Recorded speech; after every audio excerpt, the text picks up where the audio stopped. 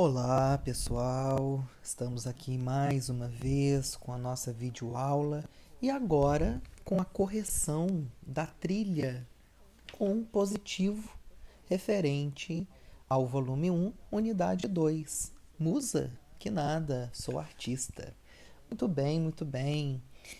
Desde já gostaria de agradecer a participação de todos, né, ao acessar o meu canal do YouTube, Didi Vilela, e se inscreverem, né? Gostaria de deixar aí, convidar vocês para que vocês convidem outras pessoas que estejam interessadas no assunto e que vocês também possam mandar alguma mensagem caso tenham alguma dúvida, alguma sugestão, né? Coloquem lá nas mensagens que, na medida do possível, eu vou respondendo para vocês, ok? Bom, então vamos que vamos, gente. Eu vou começar então com a questão número 1, que fala o seguinte: antes de Anita Malfatti se rebelar contra os cânones da arte brasileira, como era a distinção entre pintura feminina e pintura masculina? Relacione os gêneros às suas atribuições. Bom, a primeira coisa é A para mulheres e B para homens. É como eu havia dito anteriormente naquela videoaula que eu fiz para vocês. Existia uma distinção entre pintura feminina e a pintura masculina, né? Que a gente chamava das pinturas profissionais, que normalmente eram produzidas pelos homens, né? Eles frequentavam as escolas, se dedicavam a temas considerados nobres, extremamente relevantes para a época, como históricos, cenas históricas, paisagens mitológicas, né? E as mulheres eram aquelas mulheres que restavam aqueles temas menores, né? Eles davam esse nome pejorativo. As mulheres cabiam a elas fazerem retratos, cenas domésticas, né? Até mesmo de naturezas mortas, sobretudo flores. E as mulheres tinham que, de certa forma, pintar de forma muito delicada, né? Formas e pinceladas bem sutis. Então existia, né, um certo preconceito. Graças a Deus que, né, as mulheres conseguiram inovar, né, e transgredir essas regras que existiam até então. Né? Nós vamos ter grandes nomes na, na pintura na pintura feminina, né? É, e aí, principalmente, né, a Abigail de Andrade, que foi uma grande mulher, uma grande pintora na época, né, que a gente não pode deixar de falar. Não só ela, como também Julieta da França, assim como Anita Malfatti, Tarsila do Amaral, né? Bem, então, depois de eu falar um pouquinho sobre isso, vamos lá. Era esperado que pintassem cenas históricas, mitológicas e paisagens. Era referente aos homens. Costumavam pintar temas menores, retratos, cenas domésticas, naturezas mortas, em especial as com flores. As mulheres. Tinham mais acesso às escolas de arte. Os homens. Tinham menos acesso às escolas de arte. As mulheres. Então a resposta certa ficou B, A, B, A. Muito fácil, né, gente? Questão número 2. Marque a alternativa que melhor completa as lacunas da afirmação. As cores e as do retrato de Anita Malfatti são uma síntese das influências que a artista recebeu em seus estudos no exterior, que passavam pelo cubismo, fauvismo e expressionismo. Letra A. Pálidas ornamentações? Não, nada a ver. B. Gritantes deformações? Vamos continuar lendo as outras para a gente ver. C. Sóbrias ornamentações? Não. Limitadas, molduras brilhantes? Também não. Simples, limitações? Não. Resposta certa, B. As cores gritantes e as deformações dos retratos de Anita Malfatti são uma síntese das influências que a artista recebeu em seus estudos no exterior, com cubismo, fauvismo e expressionismo. Claro, gente.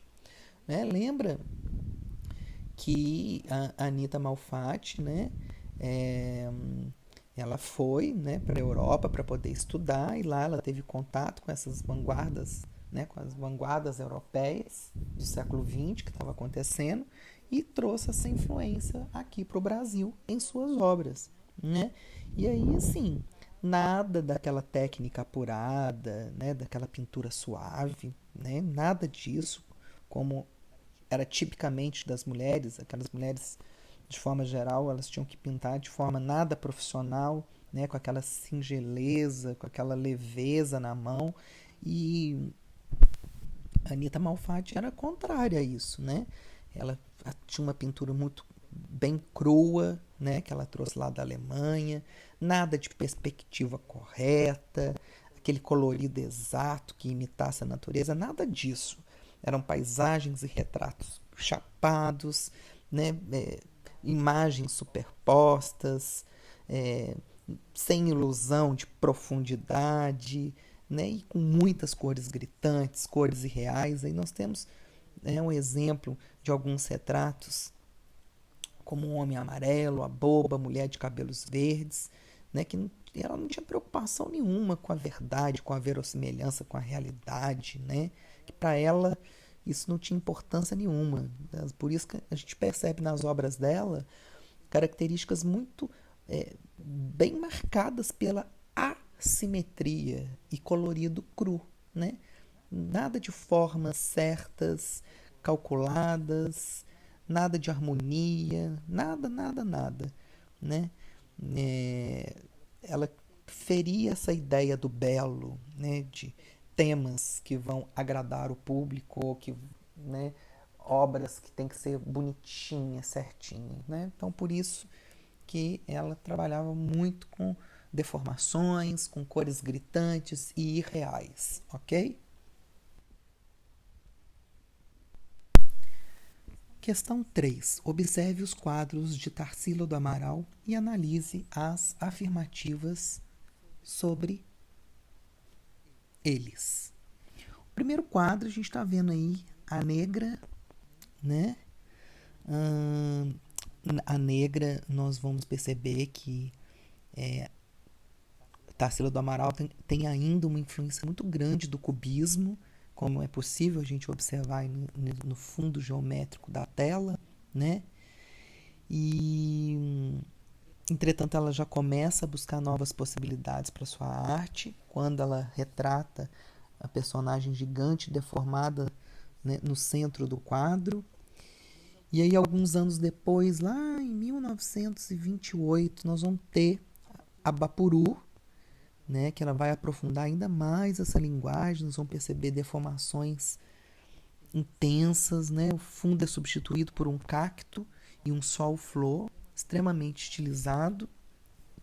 É importante pensar, né, que principalmente esse quadro Abapuru, que foi um presente de aniversário que ela deu para o seu esposo Oswald de Andrade, né, que ele ficou muito impressionado com a pintura, e aí juntos eles foram buscar no dicionário de Tupi-Guarani o nome Abapuru, que significa homem que come gente, né? Aba, que significa homem, Poru, que come. E aí, inspirado nesse quadro, o Oswald de Andrade criou um movimento antropofágico, né? Que nós estudamos, inclusive, naquela videoaula que eu dei para vocês, né? Um quadro extremamente importante, né? E o que acontece? Tanto a negra quanto a Bapuru, né? Esses personagens que estão na tela foram inspirados na infância da artista. As mulheres negras, né, que trabalhavam em sua casa e que contavam histórias para elas, né, para ela e para as outras crianças. Muitas das histórias eram histórias assustadoras. E aí dessas estranhas imagens que ficaram na memória da Tarsila que surge a Negra e a Bapuru. E por último nós temos esse quadro que se chama Antropofagia, né? Que o que ela faz? Ela faz a fusão, né? Ela junta o quadro A Negra com a Bapuru e se forma a antropofagia, né? Então, fazia parte desse processo criativo da Tarsila Amaral aproveitar elementos de telas anteriores para ela poder criar as novas. Certo, gente? Bom, então, o que vai acontecer? A questão está pedindo para a gente observar estes 3 quadros, ok? Então, vamos agora ler o que está pedindo a questão. Então, vamos lá. Número 1. O quadro Bapuru representa, em detalhes, um guerreiro indígena que espera para atacar e devorar um inimigo de um povo rival. Nossa, gente, absurdo isso, né? Não tem nada a ver. 2. É possível reconhecer na tela antropofagia uma fusão de imagens presentes nos quadros A Negra e a Bapuru. Corretíssimo. É o que eu havia mencionado anteriormente. 3. A tela A Negra pode ser classificada como uma obra que respeita regras artísticas defendidas pela arte acadêmica? Errado? Não. O que seria essa arte acadêmica? Seria essa arte calcada na ideia de beleza, né? Uma beleza que está ligada à harmonia, simetria, perfeição, né? Essa ideia do belo, né? Calcada nas linhas delicadas, no modo de pintar extremamente cauteloso, fino. Então, a Tarsila rompe com toda essa ideia academicista, né? Ou a gente pode dizer essa arte clássica, né? Ela quebra com tudo isso aí. Ela, na verdade, ela é uma artista vanguarda na época do modernismo, né? Tanto ela quanto a Anita Malfatti e, obviamente, outros pintores também, mas no caso aqui eu estou focado na questão das mulheres. Então a alternativa correta é a letra E. Apenas a assertiva 2 está correta, ok? Questão número 4. Com base em seus estudos sobre Tarsila do Amaral, considere V para as afirmativas verdadeiras ou F para as falsas. A. De origem humilde, Tarsila do Amaral teve uma infância marcada pela fome, situação que foi representada em todas as suas telas. Completamente falso, gente. Pelo contrário, né? Tarsila era filha de um grande fazendeiro, né? E, inclusive, não tem nada a ver com essa questão da fome. Pelo contrário, tá? Então, essa afirmativa está falsa. B de bola. A pintura foi rival de Anita Malfatti e nunca a conheceu pessoalmente? Falso. Pelo contrário. A Tarsila do Amaral, né? Inclusive, desenvolveu suas pinturas, né? E teve a Anita Malfatti como uma grande influenciadora, né? Então, até porque a Anita Malfatti ela foi a grande precursora, né, da pintura modernista no Brasil. Então, Tarsila do Amaral admirava bastante os trabalhos de Anita Malfatti. Inclusive, se inspirou bastante nela. Então, a B está falsa. C. Tarsila passou uma temporada em Paris, onde assimilou a linguagem das vanguardas artísticas. Certo? Perfeito. Né? Foi lá que ela conheceu o expressionismo alemão, o cubismo, o futurismo. D de dado.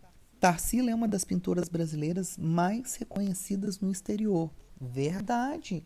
Inclusive tem até uma reportagem que fala de uma exposição da Tarsila do Amaral, que foi realizada lá nos Estados Unidos em 2018, no MoMA, né, que é o Museu de Arte Moderna de Nova York, que abrigou uma exposição individual dedicada à artista paulistana, né? Um dos maiores nomes do modernismo latino-americano. E o interesse do museu, um dos mais importantes do mundo pela obra de Tarsila, representa o reconhecimento internacional da brasileira como artista de vanguarda. E aí é interessante a gente enfatizar aqui que a Bapuru é a tela brasileira mais valorizada atualmente. Ela está avaliada em cerca de 40 milhões de dólares, né? E ela faz parte do acervo do Museu de Arte Latino-Americano de Buenos Aires. Né? Então, olha a importância da Tarsila do Amaral. Então ficou A, falso, B, falso, C, verdadeiro e D, verdadeiro. E para a gente finalizar, vamos para a questão número 5. Marque a alternativa que melhor completa as lacunas da afirmação. Descrição, interpretação e são operações realizadas pelos que são profissionais responsáveis por mediar a relação entre público e artista. Bom, a primeira coisa que a gente precisa saber é que no mundo da arte existem várias pessoas, né? A gente sempre vai pensar na questão do público, que é o, né, ou né, o espectador, como vocês quiserem, né, falar, e nós temos o artista. Mas no meio aí, nós vamos ter, no caso, gente, os críticos de arte, né? Os críticos de arte, eles vão ser profissionais responsáveis por fazer essa mediação entre o público e o artista. Ao mesmo tempo que, com seu olhar especializado, ele vai trazer possibilidades de leitura ao público. E eles, na verdade, esses críticos oferecem ao artista um retorno de sua produção na forma de análise. Então a gente tem que tomar muito cuidado, igual, por exemplo, aconteceu com Monteiro Lobato, né, que deteriorou a imagem de Anida Malfatti, destruiu todo o trabalho que ela havia feito por causa de um juízo de valor dele, né? A gente chama isso de avaliação, né? O que é a avaliação? É o julgamento sobre uma arte. Então a gente tem que tomar muito cuidado, porque quando a gente julga, a gente analisa uma obra de arte, a gente não pode apenas falar se a gente gostou ou não gostou e trabalhar com o julgamento de valor vazio, sabe? A gente precisa ter um aparato, a gente precisa ter bons argumentos para defender e fazer uma análise importante, uma análise que vai, na verdade, trazer subsídios para que o público leia, né, e tenha uma visão geral e conceitual daquela obra. Como assim? A gente não pode deixar de falar da questão do contexto, né? Explicar o contexto em que essa obra ou essas obras foram realizadas, né? Para isso a gente tem que dar dados concretos, a gente tem que relacionar a obra com a história, né? Com a época, entrevistar pessoas, consultar livros, jornais, revistas, artigos, sites confiáveis da internet, né? Fazer pesquisa nas universidades. Esse é o papel do crítico da arte, né? Então a gente tem que, todos esses elementos eles têm que estar em consonância. Por isso que quando eu peço para que vocês façam uma análise de uma obra, né, eu não estou pedindo para vocês descreverem o que vocês estão vendo ali imageticamente. Não é descrever, narrar o que vocês estão vendo. É ser mais profundo. É vocês serem capazes de atravessar essa obra, de ver além daquilo que vocês estão vendo. E para a gente ir além daquilo que a gente está vendo, a gente precisa, além de ter estudos, de ter teorias e de ter conceitos, de ter um acervo de informações e pesquisas muito grande, a gente também tem que ter um olhar apurado, um olhar estético, um olhar sensível. Então é uma junção de de, de sensibilidade, pesquisa, conceito, né, esse aparato técnico. Então, todos esses elementos têm que estar juntos para você fazer uma análise consistente, né? Então, isso é importante. E esses críticos de arte não é só na pintura, é na escultura, é na dança, é no teatro, o tempo todo. Eu estou falando agora como artista, tá? Eu sou julgado o tempo todo. Sempre quando eu estou montando alguma peça de teatro como ator, eu estou sendo julgado pelo público e pelos grandes críticos de arte, né? Então a resposta aqui, no caso, seria a letra E, contextualização e críticos de arte. Descrição, interpretação e contextualização são operações realizadas pelos críticos de arte, profissionais responsáveis por mediar a relação entre público e artista. Ok? Muito tranquilinha essas questões, né? Gente, eu queria agradecer mais uma vez todos, tá? Gostaria que vocês mais uma vez acessassem o meu canal, se inscrevam, né? Coloquem qualquer observação que vocês queiram lá, que futuramente eu vou responder para vocês. Muito obrigado, continuem estudando e que vocês tenham uma excelente semana.